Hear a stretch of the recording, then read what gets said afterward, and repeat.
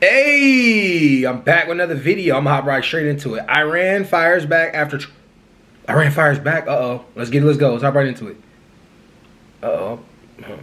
Let's get it. Let's keep going here. Hours after the U.S. strike, the Iranian regime resumed targeting citizens in Israel. They're fighting a very different war. They're not going after military targets or anything like that. They are shooting at people. They are sending those missiles into major civilian areas, some 27 overnight around Tel Aviv and Haifa. Israel's health ministry says at least 80 people were badly injured in some cases in those overnight strikes.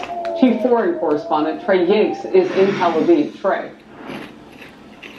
Harris, good morning. Hours after President Trump ordered those U.S. strikes against Iranian nuclear facilities, the Iranians launched a large-scale ballistic missile attack against Israel, sending millions of people into bomb shelters. Nearly 30 missiles soaring through the skies of this country. According to first responders, there were 10 different impact sites and more than 80 people wounded. A number of residential buildings were destroyed. First responders going to the scene, digging through the rubble, trying to find people who survived these blasts. We do understand that the Israelis remain today on high alert, fearing more Iranian responses. And there is a state of emergency here, warning civilians to stay out of public gatherings. Schools are closed and businesses shuttered. This is what Israel's Prime Minister Benjamin Netanyahu had to say in response to the American strikes. History will record that President Trump acted to deny the world's most dangerous regime the world's most dangerous weapons. His leadership today has created a pivot of history that can help lead the Middle East and beyond to a future of prosperity and peace. The Iranians have responded saying all options are on the table about a possible response to the U.S. strikes overnight. And the country's foreign minister releasing a statement saying, quote, "Last week we were in negotiations with the U.S. when Israel decided to blow up that diplomacy. This week we held talks with the E3 EU when the U.S. decided to blow up that diplomacy. What conclusion would you draw?" Again, American forces and the Israelis remain on high alert across the region. There's real concern about a possible response that could come at any moment. And we do understand that both current and former Israeli officials continue to praise President Trump for this decision, understanding that it has changed the reality for the Middle East, going after these key nuclear sites in Iran and taking away that important piece of leverage that the regime had just 24 hours ago related to their nuclear program. Harris? Trey, I'm curious, you said through your reporting that all options are on the table for Iran. What does that even mean at this point? And are they hitting Israel in a way that they anticipated? Is it bigger? I know they're hitting civilians, and that is horrible, and they can continue to do that. But I had been reading maybe they wouldn't have as much in terms of weaponry at this point. Yeah, Harris, you're exactly right. And I spoke on the phone earlier with Israel's former defense minister, Yoav Gallant, and he said it would be a grave mistake for the Iranians to respond. I told you, Fox News is brave for being there when the fucking them bombs was going off. I think CNN's there too, but they brave for being there. I wouldn't be in that motherfucker. I mean, we can do this from home. We can look on cameras.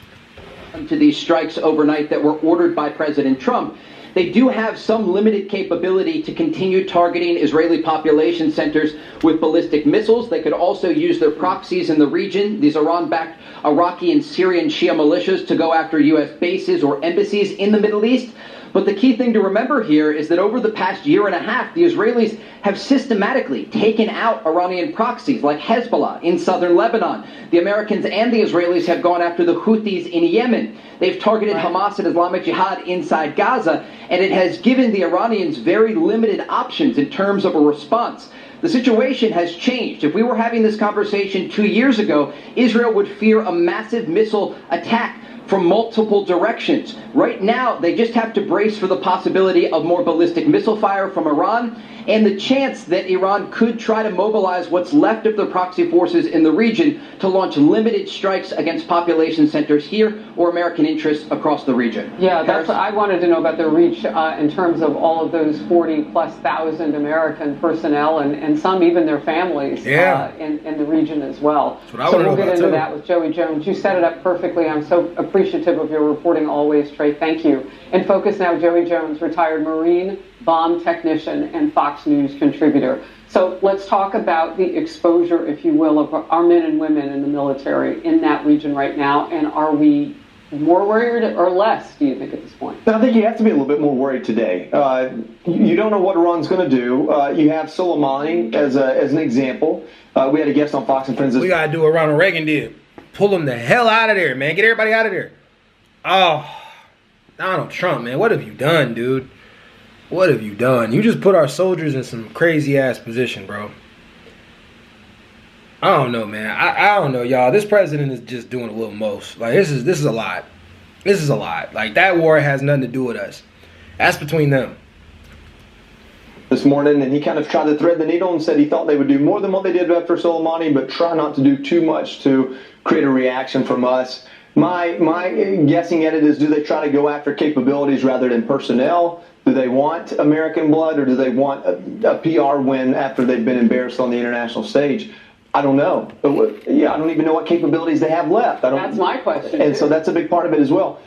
So it's not a wait and see, it's a wait and hope, I think. Okay, so this is important. From that Secretary Rubio interview with Maria Bartiromo, he told her there are no planned military operations right now against Iran. That sounds like a really open window if they will step in and take it for negotiations. Yeah, there's soundbite after soundbite from Secretary Hegseth's press conference this morning. I mean, he said very matter-of-factly the president wants them to come to the negotiation table, and he says they know the steps they need to take for peace. Now, he didn't tell us what those steps are, but that was in response to a question about, is the Trump administration directly communicating with Iran's leadership, and he said yes. All right, next one, because I've been pulling just headlines in the last 11 minutes now. As the sun is setting in that part of the world, as you saw, it's after 6 p.m. there. So the IAEA chief, Grossi, was telling another network they cannot assess the damage underground at Iran's Fordow. Okay, they cannot, do you think? Or they're not being allowed to? Or what is the situation? Because they didn't have eyes on it before all. It could be both. It could be that the damage is such that there isn't a direct path in there to see. And we hope that. And probably nobody's getting an invitation into Iran right now to inspect nuclear facilities, no matter where they're from. I would imagine, and what we keep hearing is Israel has boots on the ground there in some form or fashion, and probably plans to do a battle damage assessment of some sort.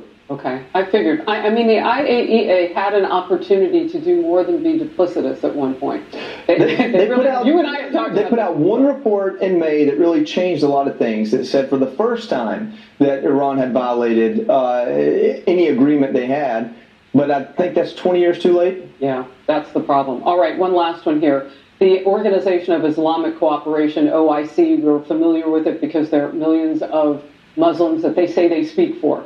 Here's what they say. They have now set up a contact group for regular contact with regional international parties to support de-escalation efforts to stop the aggression against Iran and seek peaceful settlement. You've been hearing a lot about people not liking how this is going because they're for the Islamic regime. Yeah, I think if you look at the Arab nations, some of the biggest ones, Saudi Arabia, UAE, and the first statement they put out, and I think the other was Qatar, they all stopped shy of condemning or almost taking a side. They all said, we need to find a peaceful resolution, essentially. But then you've got the Secretary General of the United Nations coming out and pointing the ire directly at the United States, as if the United States was the only bad actor or the bad actor in the situation. So it's almost like President Trump's tour of the Middle East has flipped the... Because Israel attacked them, they responded, and we attacked them.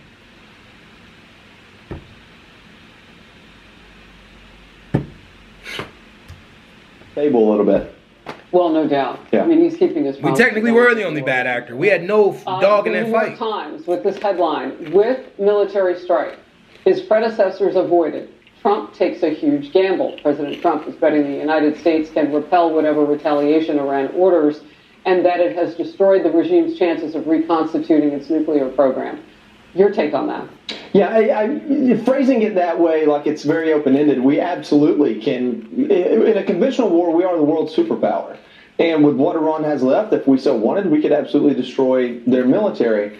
That doesn't mean we do it without any losses of our own. Doesn't mean that the troops and the ships that we have in the region aren't susceptible to a missile getting lucky. And that's what we said about Iraq, y'all. Don't let them convince y'all to go into a stupid war. That's exactly what we said about Iraq, and we lost. Striking one of them, honestly.